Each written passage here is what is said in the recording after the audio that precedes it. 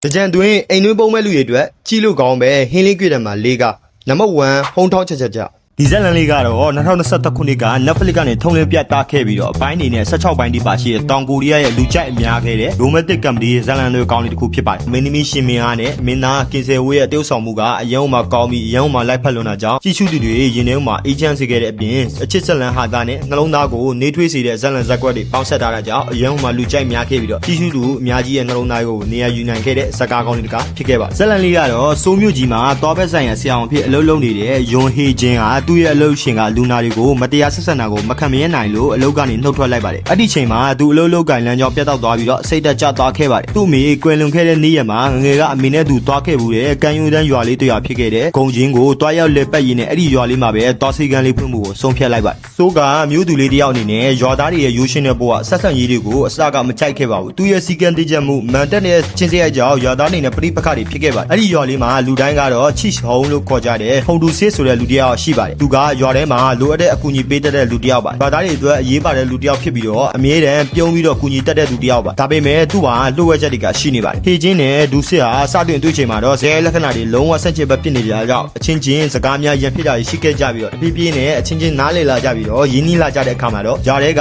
ကလူတွေရဲ့နှွေးထွေးတဲ့ဆက်ဆံရေးအချစ်ဇက်လန်ဝမ်းနေစရာအတိတ်ကလှုပ်ဝက်ချက်တွေနဲ့စိတ်ဝင်စားဖွယ်ကြီးရမယ်ခြေလက်ဒီတာဇက်လန်တွေကောင်းတဲ့တစ်ခုဖြစ်ပါအဓိကတရုပ်ဆောင်အနေနဲ့ကတော့မင်းသားကင်ဆယ်ဟူမင်းသမီးရှင်မယာတို့အပြင်အခြားနာမည်ကြီးတရုပ်ဆောင်များစွာပါဝင်ထားပါတယ်ဝေဒီအနေနဲ့ကတော့ INDB 8.3D တောင်ရရှိခဲ့တဲ့စိတ်ကိုလန်းဆန်းသွားစေမယ်ခြေလက်ဒေတာဇက်လန်တွေကောင်းလေးတကားဖြစ်ပါတယ်နံပါတ်2 Welcome to Sandari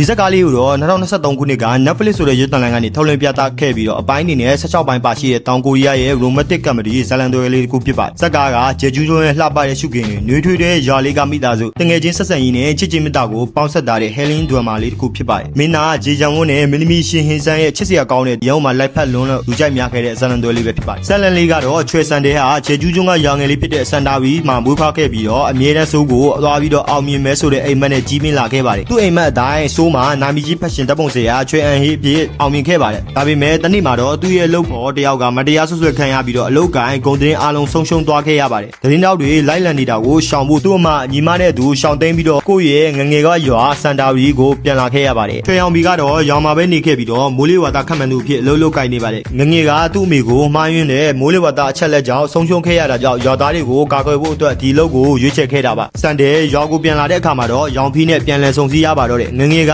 တငယ်ချင်းတွေလည်းဖြစ်အချစ်ဟောင်းတွေလည်းဖြစ်ကြတယ်ရောင်ဖီးနဲ့ဇန်တယ်တို့ပြန်လည်ဆုံစည်းရတဲ့အခါမှာဘယ်လိုတွေဆက်ဖြစ်မလဲငငယ်ကချစ်ခဲ့ကြပြီမဲ့အတိတ်မှာခွဲခါခဲ့ရတဲ့အချစ်ဟောင်းကိုပြန်လည်ဆုံစည်းကြတဲ့အခါမှာတော့ချွေအောင်ဗီဒီယိုအရင်လိုပဲလက်လွတ်အောင်မလားဆက်ဆွဲထားမလားဆိုတော့ကိုစိတ်ဝင်စားဖွယ်ကြည့်ရမယ်ဇလန်တွေကောင်းလေးပဲဖြစ်ပါအဓိကတရုပ်ဆောင်အနေနဲ့ကတော့မင်းသားချီချံဝတ်မင်းသမီးရှင်ဆန်းနဲ့နာမည်ကြီးတရုပ်ဆောင်များစွာပါဝင်ထားပါတယ်ဝေဒီအနေနဲ့ကတော့ INDB 8.0 ရရှိခဲ့တဲ့ဇလန်ကောင်းလေးတစ်ခုဖြစ်ပါတယ်နံပါတ်3 Our Blueဒီဇက်ကားလေးကတော့2022ခုနှစ်က Netflix ဆိုတဲ့ရုပ်သံလိုင်းကနေထုတ်လွှင့်ပြသခဲ့ပြီးတော့အပိုင်းအနေနဲ့20ထိထွက်ရှိခဲ့တဲ့တောင်ကိုရီးယားရဲ့လူစိတ်ဝင်စားမှုများခဲ့တဲ့ Helen Melodrama ဇက်လန်တွေလေးတစ်ခုဖြစ်ပါတယ်ဂျေဂျူးကျွန်းရဲ့လှပတဲ့ပင်လယ်ကမ်းခြေရွာလူတွေရဲ့ဘဝရဲ့ချုံမိန်မှုခါတိမှုဝမ်းနည်းမှုပျော်ရွှင်မှုစတဲ့အယောင်အဆွေးတွေကိုပုံဖော်ထားတဲ့ဇက်ကားတကားပါဇက်လန်ကဇက်ကောင်အများပြားရဲ့ဇက်လန်တွေကိုချိတ်ဆက်ပြီးရိုက်ပြထားတာဖြစ်သလိုတခါတည်းတယောက်တည်းကိုအဓိကမဟုတ်ဘဲနဲ့ရွာသားတွေအားလုံးရဲ့ဘဝကိုတပြိုင်နက်တည်းပြသထားတဲ့ဇက်ကားလေးပဲဖြစ်ပါတယ်ဂျေဂျူးကျွန်းရဲ့အလှပတွေမင်းသားမင်းသမီးတွေအများကြီးပါဝင်ထားတဲ့နေကိုကြည့်ရတာတန်စီတဲ့ဇက်လန်တွေလေးပဲဇက်လန်လေးကတော့ဂျေဂျူးကျွန်းပေါ်ကရွာလေးတရာမှာနေထိုင်ကြတဲ့လူတွေရဲ့ဘဝကိုပုံဖော်ထားတာပါအချစ်ဟောင်းပြန်ဆုံလာလို့မိသားစုပဋိပက္ခစိတ်ကြယောဂမသက်ဆွမ်းမှုငယ်ချင်းရဲ့အိမ်မက်တွေအသက်ကြီးချင်းရဲ့နောင်နာတွေနဲ့အစတဲ့အကြောင်းအရာတွေပါဝင်ပါတယ်ဇက်ကတစ်ချိန်တည်းမှာပဲလူများကြီးရဲ့ဇက်လန်တွေကိုချိတ်ဆက်ပြထားတာမို့အပိုင်းတိုင်းမတူညီတဲ့ဇက်ကောင်တွေကိုအဓိကအယုံဆိုင်ပြီးရိုက်ကူပြထားပါတယ်ဥပမာငငယ်ကချစ်ခဲ့တဲ့သူနဲ့ပြန်ဆုံပြီးတော့အတိတ်ကနာကျင်မှုတွေပြန်သွင်းမိတာရွာမှာအောင်မြင်တဲ့အမျိုးသမီးတယောက်ရဲ့မိသားစုဆက်ဆံရေးစိတ်ကြယောဂနဲ့ရုန်းကန်နေရတဲ့မိခင်တယောက်ရဲ့ဘဝမိခင်နဲ့တားရဲ့နက်နက်ရှိရှိပဏိပခါရွာသားတွေအချင်းချင်းပံ့ပိုးကူညီမှုနားလည်မှုခွင့်လွှတ်မှုစတဲ့အရာတွေကိုဇက်ကားရဲ့အဓိကအချက်တွေရိုက်ပြထားတဲ့ဇက်ကားလေးပဲဖြစ်ပါတယ်ဂျေဂျူးကျွန်းရဲ့လှပတဲ့ရှုခင်းနဲ့ပင်လယ်ရေငုပ်သမားတွေရဲ့ဘဝရွာသားတွေရဲ့ရိုးရှင်းတဲ့နေစဉ်ဘဝကကြည့်ရတာအယံမှနှွေးထွေးဖို့ကောင်းတဲ့ဇက်ကားလေးတကားဖြစ်လို့တစ်ရှူလေးကင်ပြီးကြည့်ရမယ့်ကားလေးတကားဖြစ်ပါတယ်အဓိကတရုပ်ဆောင်နေကတော့မင်းသားကြီးလီဗျာဟွန်မင်းသမီးရှင်မင်းအားမင်းသားကင်ဝူပင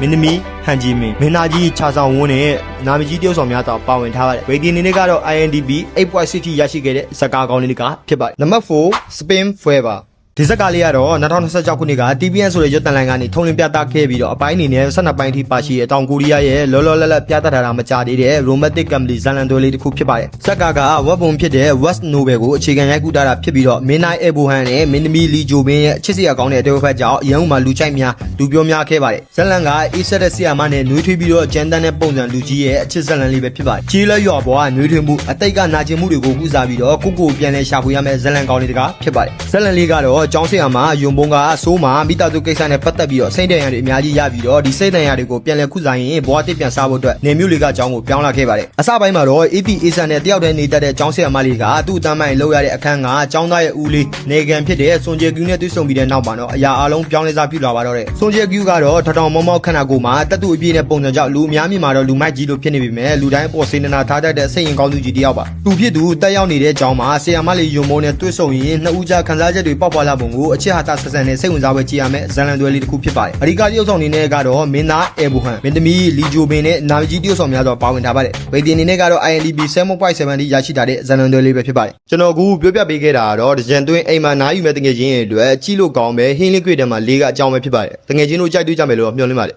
ဗီဒီယိုလေးကိုစုံလီးကြည့်ပေးကြတဲ့တယောက်တိုင်းကိုကျေးဇူးများတင်ပါတယ်နောက်ဒီမှာပြန်လည်ဆုံတွေ့ကြမယ်